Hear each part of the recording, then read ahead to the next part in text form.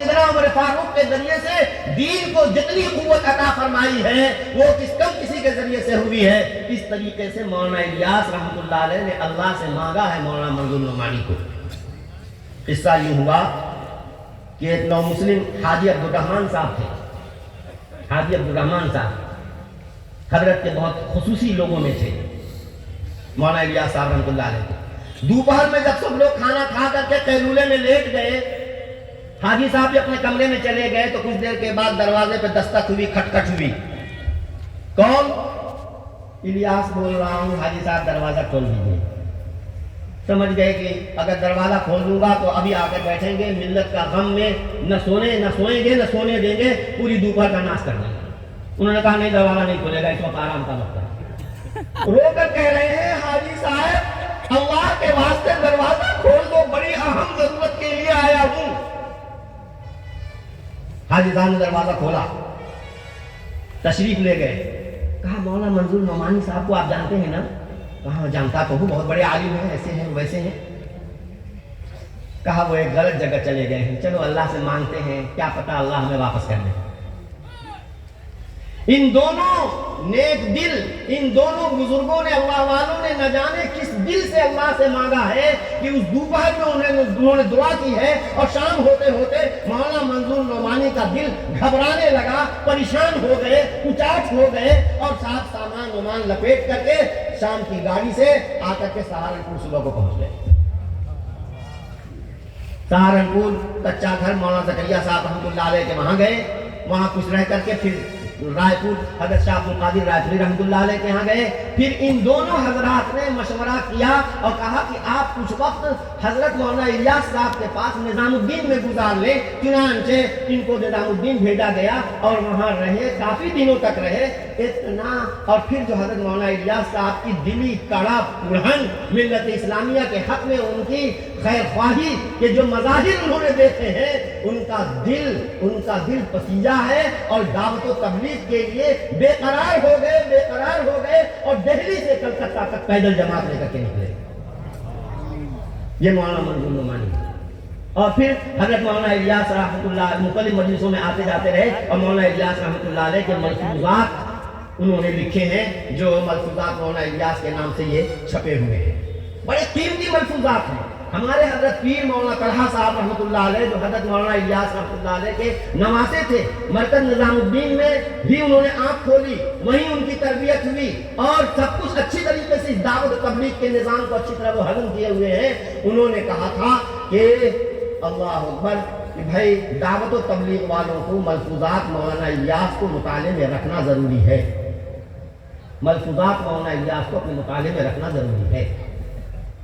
میں یہ اس لیے بات کر رہا ہوں کہ دیکھیے علماء مولانا منظور نعمانی اور پھر اسی طرح کیونکہ جس آستانے سے وابستہ حضرت مولانا منظور نعمانی ہے، شاہ عبد القادر رائے پوری کے یہاں سے، وہیں سے وابستہ ہوئے حضرت مولانا ابو الحسن علی ندوی رحمۃ اللہ علیہ. چنانچہ اور شیخ زکریا رحمۃ اللہ علیہ، ان دونوں حضرات نے ان کا بھی یعنی ان کے پاس آنے جانے کی وجہ سے دعوت کی اہمیت ان کے اندر بھی ایسی ہوئی. چنانچہ ان کو تو اللہ نے بڑی صلاحیت دی تھی، عالم اسلام میں ان کو مقبولیت تھی. ہندوستان کے باہر پورے عالم اسلام میں دعوت و تبلیغ کو متعارف کرانے والی شخصیت مولانا ابو الحسن علی ندوی رحمۃ اللہ علیہ کی ہے. تو دیکھیے مولانا ابو الحسن علی ندوی رحمۃ اللہ علیہ، مولانا منظور نعمانی رحمۃ اللہ علیہ اور یہ پورا حلقہ دیوبند، پورا حلقہ سہارنپور، یہ پورا حلقہ گنگو اور ان کے متبعین، یہ سارے لوگ اس دعوت کے کام کی سرپرستی کرتے رہے ہیں، جس کے نتیجے میں یہ دعوت کا کام پھلتا پھولتا رہا ہے. معمولی یہ چیز نہیں ہے، ان کی بیکنگ علماء کرام نے کی ہے، تب جا کر کے اس کو یہ قبولیت کی شان حاصل ہوئی ہے. میرے بھائیوں، کام ہمارا ہے، ہمارے بزرگوں نے اس کی بنیاد ڈالی ہے. مولانا الیاس رحمۃ اللہ علیہ دارالعلوم دیوبند کے فاضل تھے اور ہمیشہ اکابر نظام الدین دارالعلوم دیوبند سے وابستہ رہے ہیں.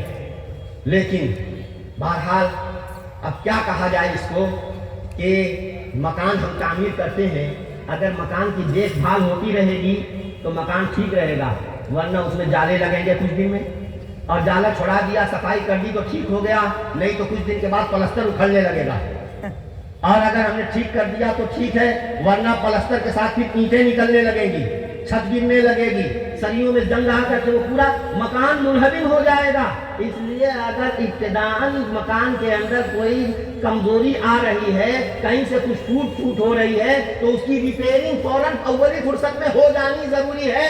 اگر ریپیئرنگ ہو گئی تو یہ مکان کافی دنوں تک چلے گا، اور اگر اس کی طرف سے بے توجہی برتی گئی تو یقین مانو پھر وہ مکان منہدم ہو جائے گا۔ دعوت و تبلیغ کا یہ عظیم الشان محل جو ہمارے اکابر نے تعمیر کیا ہے، اس کی دیکھ ریکھ ہمارے اکابر کرتے رہے ہیں، لیکن بدقسمتی سے ادھر کچھ دنوں سے وہ دیکھ ریکھ نہیں ہوئی کہ جالے ہی نہیں بلکہ معاملہ پلاسٹر کے اکھڑنے تک اور اینٹوں کے نکلنے تک آ گیا۔ کچھ ایسی باتیں نئی ہونے لگی کہ جو اور قرآن اور حدیث کی کچھ تفسیریں ذمہ داران، اعلیٰ درجے کے ذمہ داران اس انداز سے کرنے لگے کہ ہمارے یہ اکابر کے کان کھڑے ہوئے اور ان کے رونگٹے کھڑے ہو گئے، وہ بلبلا اٹھے، گھبرا اٹھے۔ ہر طرف سے جب سوالات پہ سوالات ہونے لگے تو ظاہر بات ہے کہ اس پر ان کو اظہار خیال کرنا لازم تھا، انہوں نے اظہار خیال کیا۔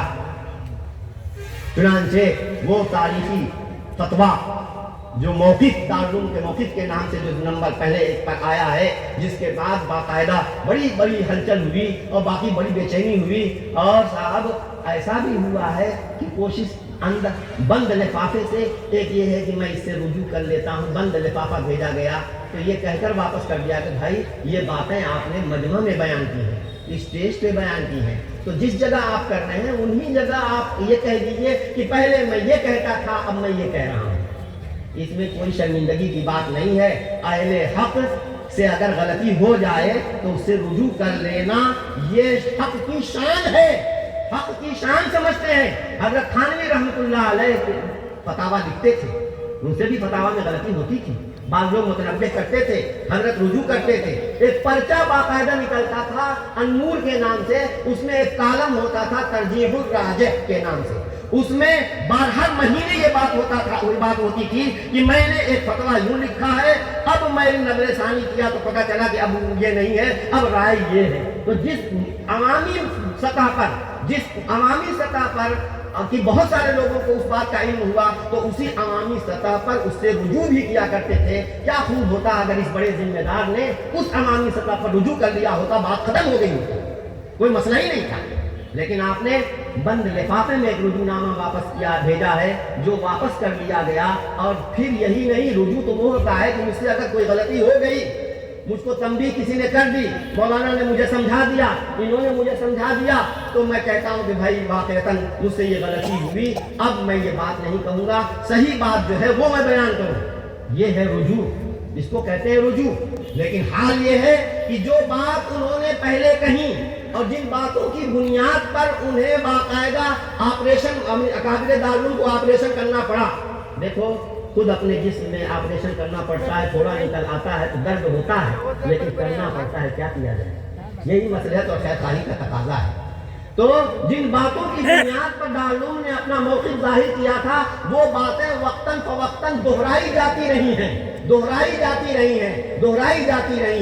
لہذا اگر کوئی یہ کہے کہ صاحب ایک تو یہ کہ انہوں نے رجوع کر لیا، میں نے بتایا کہ رجوع کرنے کا جو انداز ہے وہ نہیں، بند لفافے میں رجوع نہیں ہوتا۔ پھر یہ ہے کہ رجوع توبہ اس کو کہتے ہیں کہ آدمی توبہ کرتا ہے، پھر اس کے بعد جو ہے اس گناہ کے نہ کرنے کا عہد و پیمان کر لے، غلط بات منہ سے نکل گئی اب اس کو چھوڑ دے، صحیح بات ہی بیان کرنے لگے، تب سمجھا جائے گا کہ آدمی نے رجوع کر لیا ہے۔ اور یہ آج تک یہ بات نہیں ہو سکی ہے، ان باتوں کو بار بار دہرایا جاتا ہے۔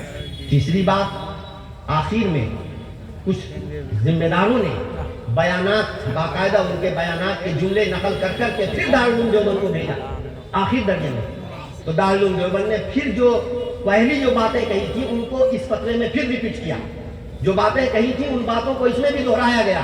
اس کے علاوہ خاص طور سے مدارس کے سلسلے میں جو انہوں نے لکھا ہے، جو کہا ہے، اور بار مختلف انداز میں کہتے ہیں کہ بھائی اصل کام تو یہ ہے، اور یہ پڑھنے پڑھانے والا یہ تو سنت کے طریقے سے ہٹ کر کے ہے کہ بھلا عام مسلمانوں کے چندوں سے تنخواہ دی جائے، عام مسلمانوں کے چندوں سے طلبہ پر خرچ کیا جائے، یہ سنت کے طریقے سے ہٹا ہوا طریقہ ہے۔ اور اسی طریقے سے کچھ خاص لوگوں کو دین کی بات بتائی جائے، علم سکھایا جائے، قرآن و حدیث کی تعلیم دی جائے، بقیہ لوگوں کو قرآن و حدیث کی تعلیم نہ دی جائے، یہ نبی صلی اللہ علیہ وسلم کا طریقہ نہیں تھا۔ اسی مسجد نبوی میں نبی کریم صلی اللہ علیہ وسلم عمومی طور پر جو ہے دین کی تعلیم دیا کرتے تھے۔ یہ خصوصی تعلیم جو ہے، ظاہر بات ہے کہ میں نے پہلے بتا چکا ہوں کہ ایک عمومی تعلیم ہے اور خصوصی تعلیم ہے۔ خصوصی تعلیم کے جو